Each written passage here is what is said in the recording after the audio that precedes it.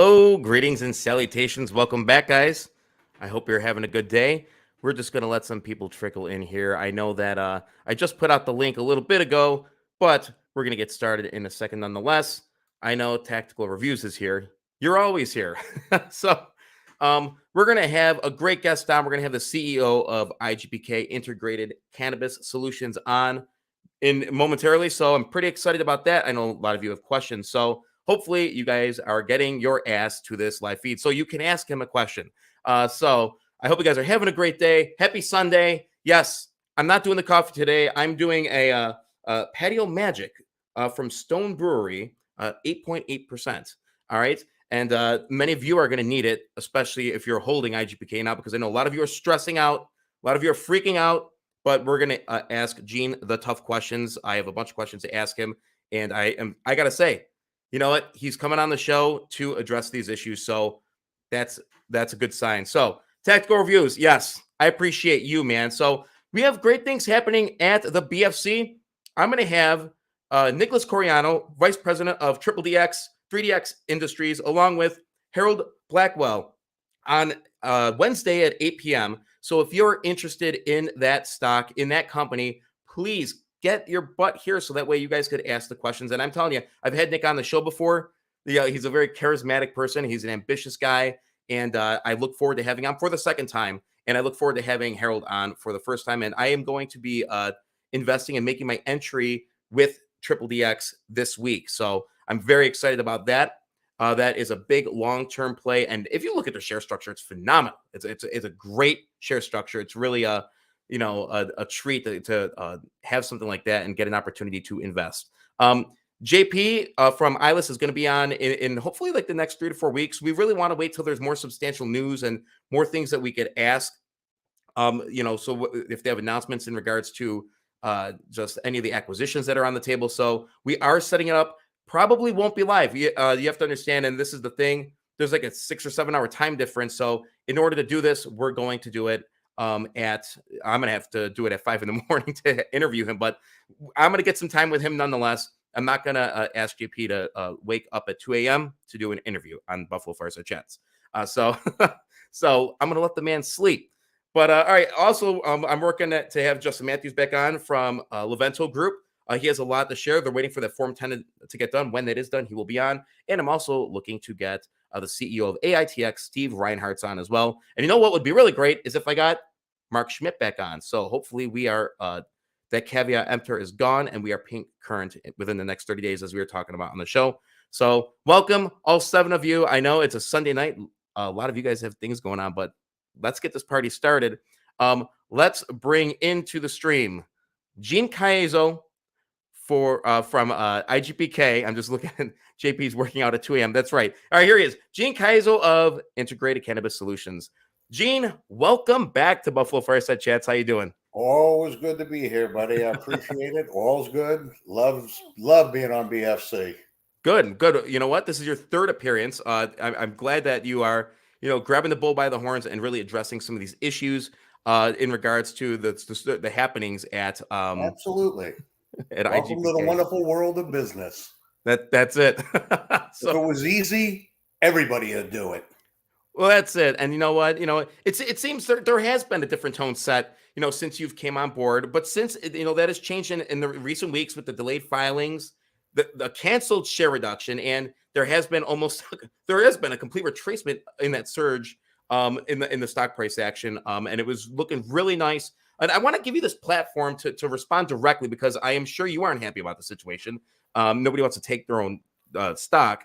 So let me start with the obvious points here. The filings are still not completed. What's the holdup? I mean, given the smaller size of this company, how can an auditor not have this completed yet? Okay, so everything's been given to the auditor. I mean, I'm as frustrated as everybody is. Just know that. No, I might be a little more frustrated than everybody else is. The important thing to know is the business hasn't changed at all. So the business is still going on right around all of this. And I've run many companies over the years successfully. And I have to be honest with your listeners, this is the first fully reporting SEC audited company that I've run. So there was a little OJT there. And when we were in the middle of the transition, we probably could have, signed on with everybody a little sooner. We might have lost a week or two, but we really had plenty of time to get it done. Our holdup right now is the valuation we paid for, the MTO and the consolidated valuations. We're waiting for the final report. We received the draft. A couple of things need to change, but the numbers won't change at all. Once we received it, I would imagine it shouldn't be, it'll be real quick for them to button it all up. They've gotten all of their numbers. They've done, to the best of my knowledge, the orders are done with all the testing, everything they needed to do. Probably a few little things along the way. I had thought that, when I put out a tweet on this, that we would be filing about 2 weeks late. I may miss by a few days, I guess. It shouldn't take them long to finish. Once they're finished, we'll hit the Edgar filer and we'll get them filed up. They are in process. Nothing has changed. Nothing has changed with the company when people bought the stock 2 months ago. We're just waiting for this filing. And if people feel that the filing is a reason to run scared, I can't do it. I knew this would happen. It breaks my heart, but it is what it is. Yeah. Well, would you consider hiring an in-house accountant or a filer to make sure that these filing issues don't become a regular occurrence? And do you have somebody that you could count on to make sure that these types of things aren't redundant? Well, would I consider it? No, I wouldn't consider it. I've already done it. Okay. Consolidated has a CPA that takes care of all of their books. They have since the very inception of this. They're a great firm, and they got this thing buttoned up fast. I have complete confidence in them. Now we have another CPA that specializes in public firms that's doing the IGPK side. So there'll always be hiccups, but I have complete faith in these two people to make sure that everybody else has what they need to file properly. I can tell you they've unloaded mountains of information on everybody. Yeah, and I was actually going to ask if they were overseeing the Houdini aspect of this as well. So you pretty much summed that up for me. So thanks for answering that question. Okay, now this was something that, because one of my Twitter posts was tagged by a Twitter account, Music and Stock Awareness, which is a really bizarre freaking name for an account because, it's just bizarre. Like those two things sort of don't go together. And I don't know, they tagged some weird posts. I'm not going to get into the details, but they did tag my post regarding the 203.5 million share cancellation. Who is this investor relations firm, and what is the connection between Music and Art Stock Awareness account? Who's behind that account? And it's clearly no offense, but they've done absolutely nothing. So why can't you cancel those 203.5 million shares and just send these guys packing? I couldn't agree with what you said more. I do. I'm not going to divulge any names. We've already let the Twitter name out. Everybody knows what that is. We have already stated, and we've tweeted, that we are canceling their shares. I don't know if you know that. That was already stated. We did give them a time allotment to return the shares back to the TA. Sign a stock power, no harm, no foul. We'll move forward. Once we finish with all of these filings, which is pretty much the time frame they've been given to get them back, if we don't have them back, it'll get ugly. It'll get good and ugly. And in order to cancel those shares, we either need a medallion stock at that point, power, or we're going to need a court order. If I have to go for a court order and I have to hire legal counsel, I'm going for a lot more than the stock back because, to your point, nothing was done. Less than nothing.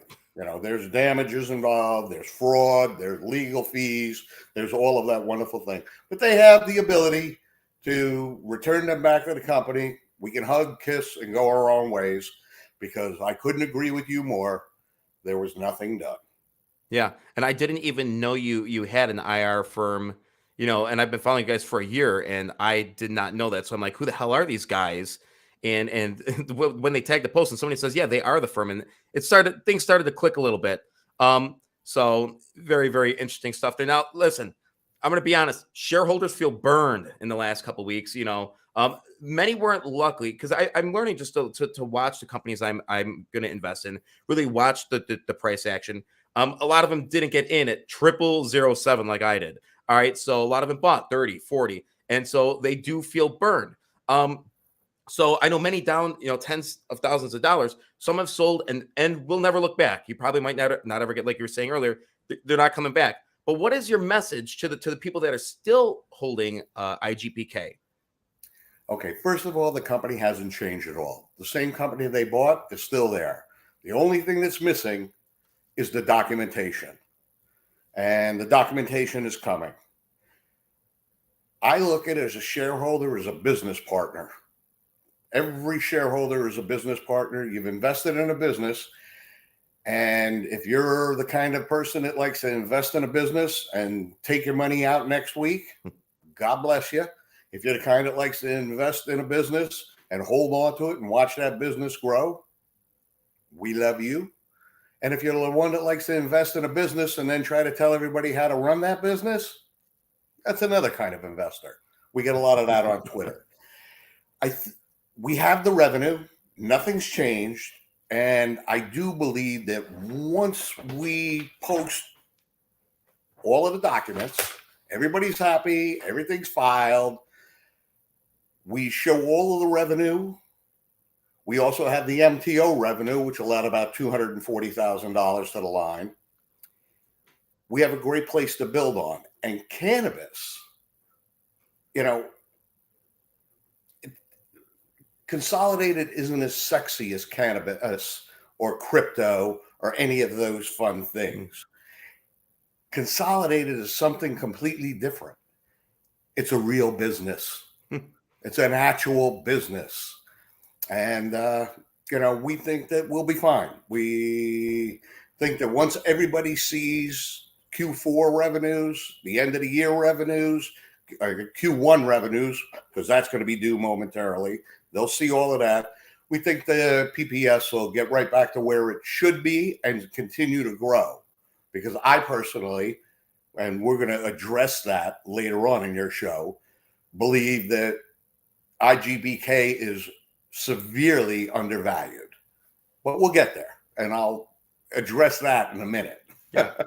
Yeah, right on. And you know what? I did see some of the tweets, and basically the distillate for cannabis, the price is through the roof right now. So the value of that is very, very high. So that is something to be excited about. And you know what? I'm not big into the cannabis plays, just because I don't know. I think that they had their surge or whatever, but I think the specific market that you guys are looking at is very profitable, and I think that that's going to be a great thing for your revenue and great thing for sales and your wholesale marketing, that's going to be that's going to be a whole big thing. So in fact, the numbers that we believe we're going to show you are going to be much larger than what we had ever expected. The price of distillate has gone through the ceiling. Yeah, and it shows no signs of slowing down. So we will see some cannabis revenues when you file the Q2, correct? When Q2, not Q1, Q2. That's when we're anticipating showing them to you. And like I said, it will be based on the prices larger than I anticipated. That's awesome. So do you think, and somebody wanted me to ask this question, that there's going to be a national legislation for legalized open market cannabis at some point in the next year? Yep. Yeah, I mean, it's long overdue, I think, because some states are already taking the initiative on it. So I do think eventually they're just going to bite the bullet, legalize it, and move on. What are your thoughts there? I mean, I think it'll happen. The biggest problem is the banking system. If they open it up legally national, now we have access to all of the banking systems that we want access to. And that'll be the greatest thing, because I think each state will still regulate it by state. So from a federal standpoint of view, the only thing I'm looking for them for is open access to financial tools. Got it.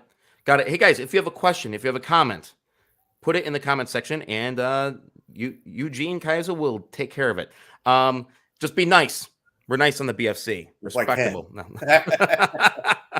Yeah, no, one thing that, we realized, and a lot of my viewers, I got to give a shout out to all those in the BFC fam. You know what? I love reading the comments. I like the respectful conversations that we do have. And, this journey that I've had in the last year growing this channel, and I'm just getting started, it's been exciting to sit down with people like you, people in the trenches of the OTC. Like I always say, I love it, so, and thank you. Hey, you know what? I got to say, you're coming on the channel and answering the tough questions, and I appreciate that. And I know there are shareholders out there that appreciate it. We got nothing to hide. Yep. Now I am wearing my Native Outfitters half zip. Yes. And I want to thank you again for that. I love this thing. Which it's going to be a tradition. I'm going to have to get a gray one from you, but because, well, let me just ask you, how is scaling in the Caribbean progressing? And do you see an uptick in sales on the horizon as travel picks up? And what's the forecast for the Caribbean? If consolidated on the apparel side does nothing, zero, does nothing, doesn't add to its line, doesn't do anything, it'll grow like it's been growing, 10, 12, 8, 13, 14, 15%. It'll do nothing. And then we get to add in MTO's revenue, which is another $240,000 to the 2023 numbers. That'll be nice. We are working on a number of other things domestically, new lines, different types of garments. We're looking at a hoodie, nice hoodie. We've sent it out. We're doing some market testing on it just to see how well it's received, because we don't come in, and it is not Native's policy or Consolidated's policy to come in as a price leader. That's not what we are at all. We're not interested in that. We want to deliver a upscale product. We customize every product for our customers. We don't force them to buy a bazillion shirts. We want them to buy what they can need and what they can sell. And we're doing good at it. I mean, well, let me ask you, tell us more about, and a lot of people don't know about this side of the business. Right. Like you said, it's not the most exciting thing when you talk about t-shirts. We do have a joke going around. We call you the t-shirt guy. You know what I mean? Because right. you have a passion, you have a clear passion for this side of the business. But so it's all about putting up numbers at the end of the day. But could tell us more about these Native Outfitter products and why they outperform competitors. It all starts with the foundation, the shirt, the sweatshirt, whatever it is. The Native shirt is considered by many the best of all the performance shirts available. All right, it's 100% polyester, UPF 50. I always forget the word. It doesn't allow for microbes to grow. I forgot that word. So we start with a foundation that everybody enjoys. It's an upscale piece of apparel, but then we do something that causes all of our customers to fall in love with it and rebuy constantly. We customize every shirt that goes out of our place is customized for that particular customer. And now they have ownership. We have artists on staff that create compelling artwork that works for their particular business. If it's a bar, if it's a marina, if it's a fishing boat, whatever it is, we create art for them. So their art goes on a shirt that people love. That's the business model. We do a little bit online. You can all buy a shirt if you'd like to online, but that's not where we make our money. We make our money by visiting and supporting brick and mortar locations. Everybody's running to the internet to sell things. We're looking for all of the mom and pops, all of them, to sell them their shirt with our name in it. And everybody goes, where do you find your sales? Where do you find your new customers? Our greatest customers, and it happens almost daily, we'll get a phone call. Hey, I bought one of your shirts at XYZ. How can I buy some for my company? And it never fails, you know, and it's a beautiful business, you know, like you said, you know, pot's exciting. It's where everybody is. Crypto is neat. No. Apparel, sexy? No. But guess what? Even in a down economy, people buy shirts. Yeah, right on. I want to give a shout out to people who are in the chat: Arlex, Jordan, Mike, and Tactical. If you guys got questions, lay them on. I hope you guys are having a great day.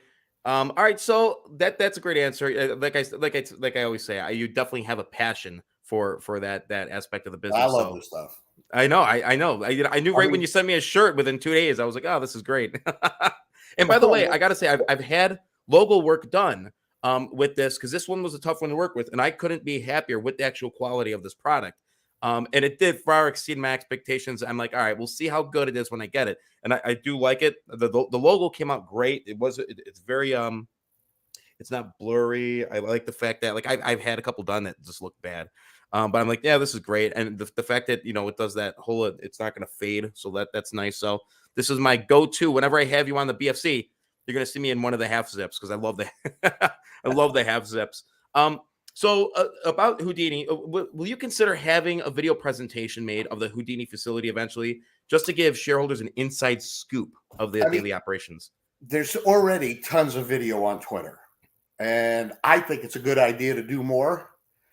I don't want to speak for the Houdini people, only because I do know there's certain processes they're not going to let anybody see, just because they're proprietary to them. But yes, I think it's a good idea, and I'll ask the Houdini people if we can get more videos out there. But there's plenty of them already out there. Got it. So check the Twitter and see if you guys can find those videos. I'm going to look for a couple too, and I'll retweet them, and that way people could sort of take a look. You have incentives to get this company to a 2-cent share price. And you talked a little bit about this, that you think it's severely undervalued. Given the recent setbacks, how confident are you that you're the guy to get integrated to that price? You used an S on setbacks. The only setback I'm truly aware of is the delayed financials. Other than that, and I feel once we get them filed, including the first quarter of 2024, I'm already ready to go to 2024, including the first quarter of 2023. I think the PPS will adjust itself to where it was and much higher, because now people can see the revenue. So that's number one. You know, people are gun shy about believing anyone today, and they should be. Most people don't follow through, unfortunately. I'm finding that out with some of the reasons we're delayed on filing. But I think when they see the 8K, you know, we filed the 8K on 10/3. And when they see, you know, that had 2 years of audited financials, they saw it, but they still swear there's no revenue. I think once the 10K hits and it appeared and the financials are there and everybody can see the numbers are real, there's no lying at that point, I think everything will bounce back to where it was and a lot higher. Wow. And a lot higher, I'll allude to in a little minute, because I'm sure you're going to ask me one question in a minute that if you don't ask me, I'll ask me. Yeah. I tend to pop some questions at the last second, and I appreciate you. And, you know, everybody who I've had on the show, I got to say, like, I'll throw questions out last second and be like, can I ask this? Can I ask that? And most of them are like, yeah. Some of them are like, you don't even need to give me a list of questions. So I do like, because sometimes I'll give you guys like a structure of the show and say, all right, this is pretty much what I'm going to ask you. And then last time, like, boom, I'm gonna add these questions on. So thank you for the transparency and letting me have free range with the question asking and the information sharing. So I know we did talk about the 203.5 million share cancellation.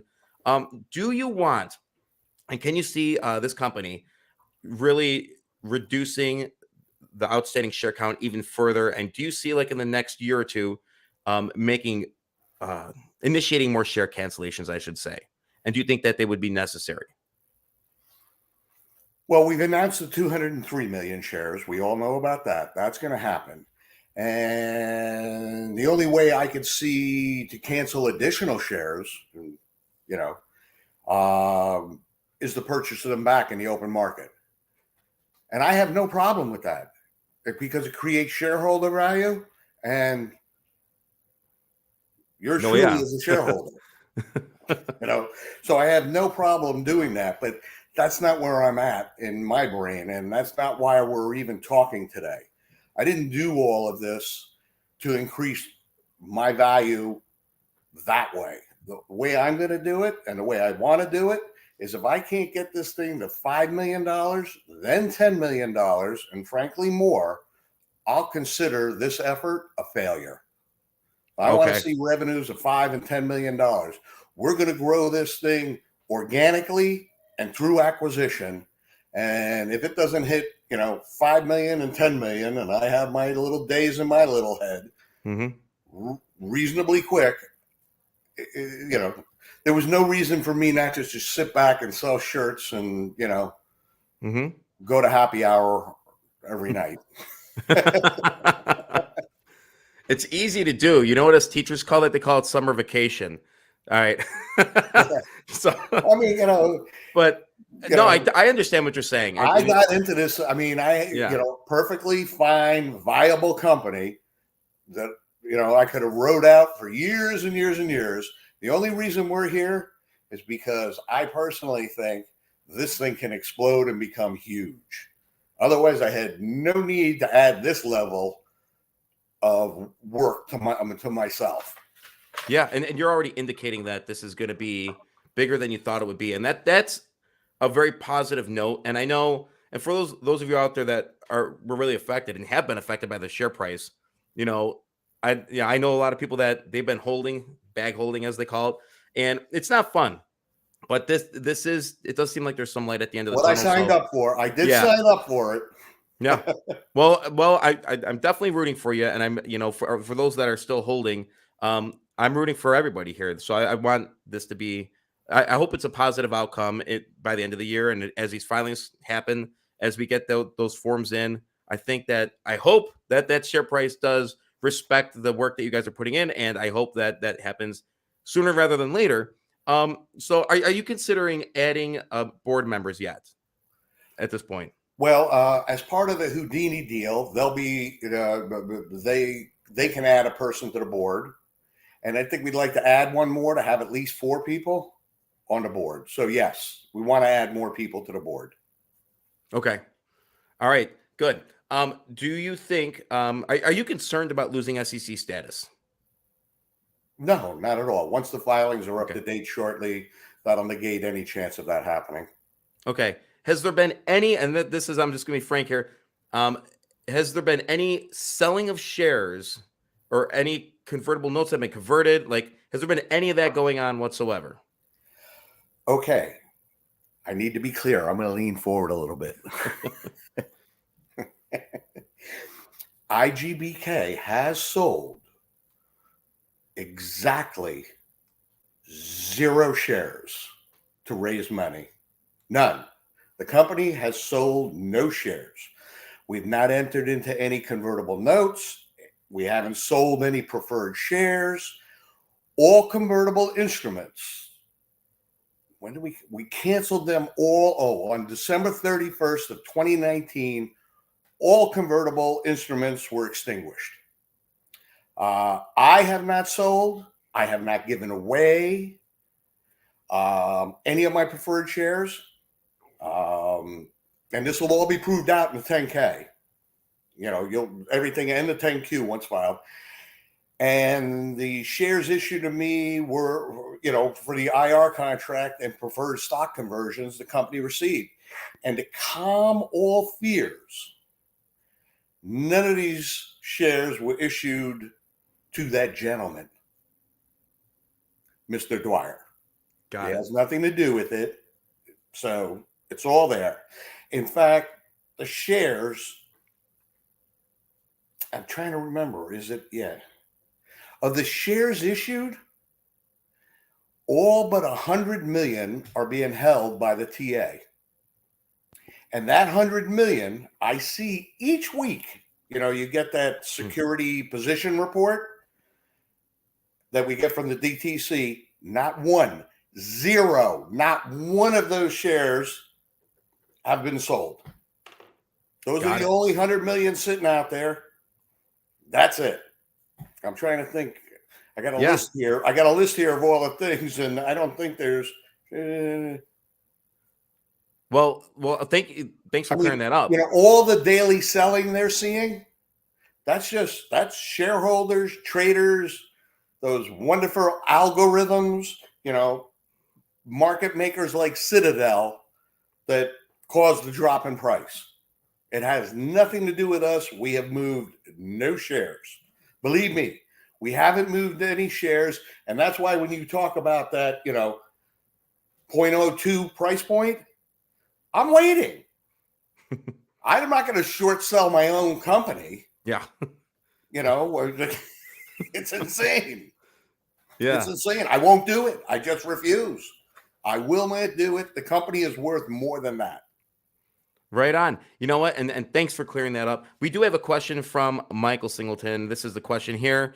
He says, I know you can't talk specifics, but what other acquisitions are you looking at getting into? So is there anything you want to share as to what you're getting into? We'll probably, there's no reason to change, stay in the two areas we're in apparel and in marijuana. I don't think we need anything in marijuana right now, except possibly additional delivery or things like that. We won't want to drill any higher into the market in terms of your retail or anything like that. You know, and tomorrow, of course, a retailer will call me, but you know, that's the way it is. As far as Consolidated is concerned, we're looking hard at acquisitions. We don't want to get into the t-shirt business. We want to be in the value add sector always. I don't want to be, you know, there is no way I'm bringing all of our shareholders into a situation where we're stepping over dollars to pick up pennies. So we've been looking at embroidery.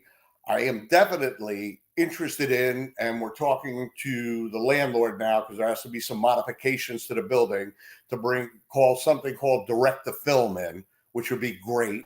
And that's apparel based.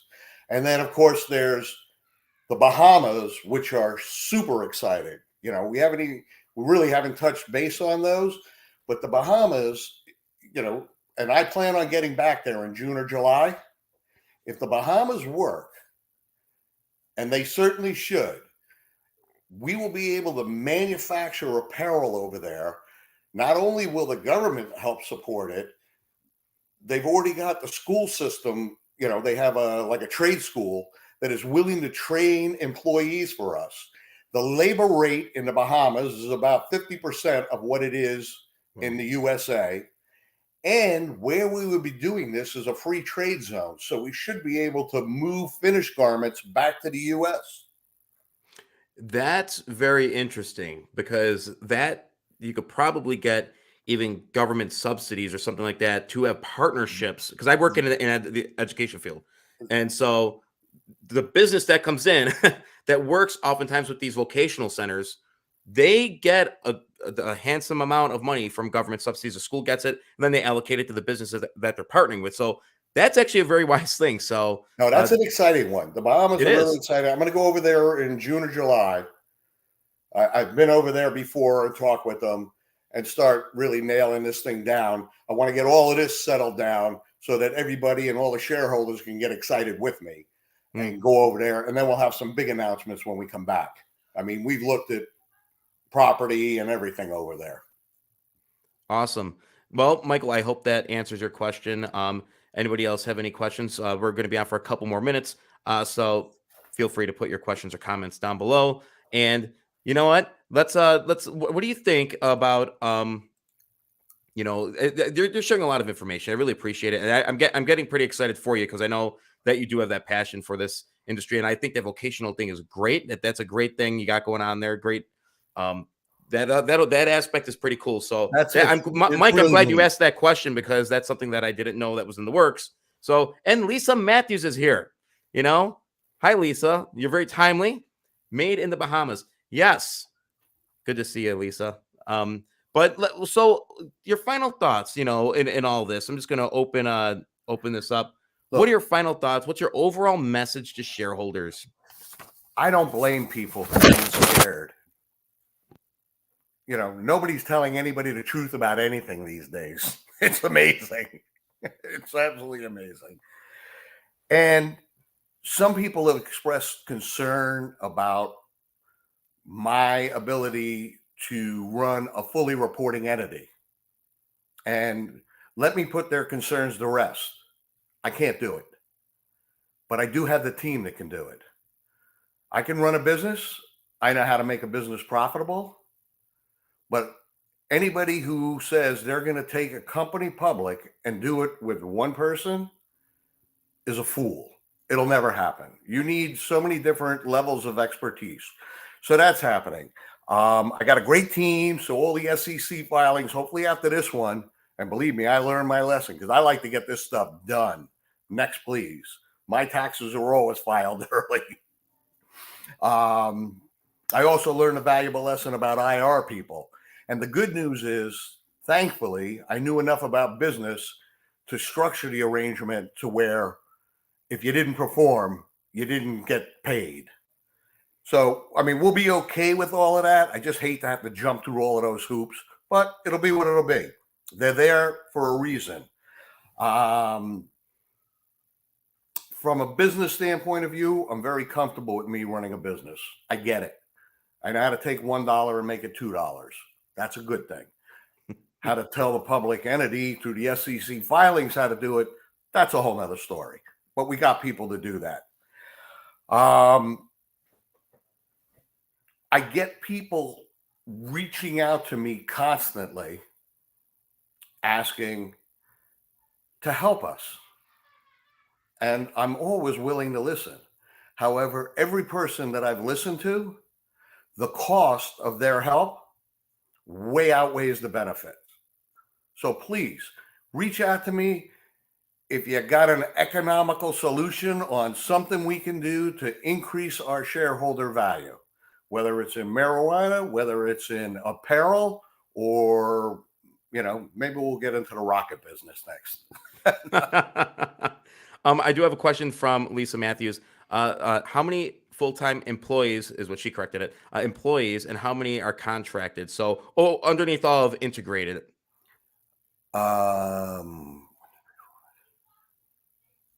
The numbers are rolling. No, it's about employees. I'm going to go just like 15 to 18 contractors. And I'm not going to count theirs, but on, and when I call a contractor, Lisa, to be clear, a 1099er, somebody who works as a 1099.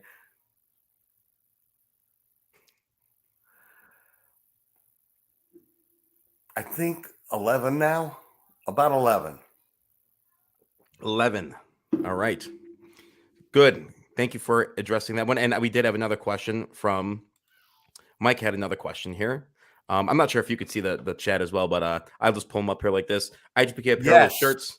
Oh, yes. The answer is yes. Okay. Now, but the answer to that is in hats in particular, not so much socks and cups, but hats. But it's got to be a killer hat. I want flat tops. I want a flat top BFC What's nice hat. about it is if we go into hats, we've already got a built-in customer base. Cool. And we're looking into right. I'll tell you this: we've already got a sweatshirt that's just absolutely awesome. We sent a half a dozen out to a half a dozen different customers. We gave them an approximate price point, and they all touched it and went, "Oh yeah, we want this one." And it's substantially more expensive than anything else they can buy, but it's all about quality. People who have businesses today, for the most part, want a piece of apparel that reflects the quality they give in their other goods. Good. Thanks for answering that, Michael. I hope that answers your question. Thanks, and Michael. I got to, that's awesome. And I will always ask for a product sample. I always feature something. You know what? It was a CGRA, another one of their subsidiaries is I think it's Savage Barbell, and I ordered a shirt. And I tried it. I liked it. You know what I mean? It's just like, I like trying the products. And no, I'm not, guys, don't worry. I'm not going to turn into a review channel. I couldn't stomach that. I couldn't do that all the time. Though I did find myself the other night, like watching a boxed pizza, frozen pizza reviews. I don't know what made me watch that, but it was 1 a.m. I'm like, you know, you scrolling through YouTube and you're like, man, you know, it's just like, why? I went through the YouTube matrix and just found myself watching some really wonky stuff. So it was frozen pizza reviews. So it's probably because I was eating a Red Baron. Yeah, I was sitting. I was staying up late and ate a Red Baron at 1 a.m. How they know everything. It is. It is. Okay, here Jordan has a question. I love the mom and pop angle as they will care more about the quality of garments than advertise their name. Do you have any plans for sponsorships of events in Bahamas in order to promote brand? We don't normally do that. You know, we have the opportunities here too. You know, as a matter of fact, you know, you would think like fishing tournaments and things like that. Actually, we wind up becoming the shirt that they buy to give away at the tournaments. It's something to consider. A lot of our contemporaries and competitors have done it and done it successfully. Just don't know where the value is to that necessarily in what we do, because what we sell, it's Native Outfitters shirt, but it becomes your shirt because of the artwork we place on it. So is it my job to become the sponsor or my customer's job to be the sponsor? Got it. Liz has a question. Are you advertising on IG? I don't know. What's IG? What is IG? We can make up acronyms all day long. I don't know what, Liz, what you're referring to in regards to IG. Maybe that is some, I don't know. I have no idea what that is. Maybe I should know what that is. I don't know. I don't know what it is. All right. Well, yeah, it's all right. If you want to specify it just a little clearer. Yeah, so yeah, it's great having you on. Gene. Oh, Instagram. Yeah, I obviously. Instagram. No, we do no internet marketing. We leave that to our customers. You can buy directly on our website. Occasionally, we'll have a product we close out and we sell it to somebody and let them put it online. But we are not interested in the internet. It destroys our value. Our dealers get pissed off because they're looking to buy our shirts. They see the value, and our shirts are sold between, you know, the least I've seen, just the shirt, $34 to $49. But people on the internet have a tendency to put a price that's unrealistic and cannot be sustained. So we're a value add product to all of our customers. If anything happens online, it'll be directly from us. And we'll come up with our own artwork and our own brand so we can protect our existing dealer base. Other than that, we don't do anything. They do a lot of it, but we're looking at it to bring like our own artwork just for the internet. I see what you're saying. So basically, because of their customization for their company, you're not going to put. I can't become their competitor. I'm not that big or mean.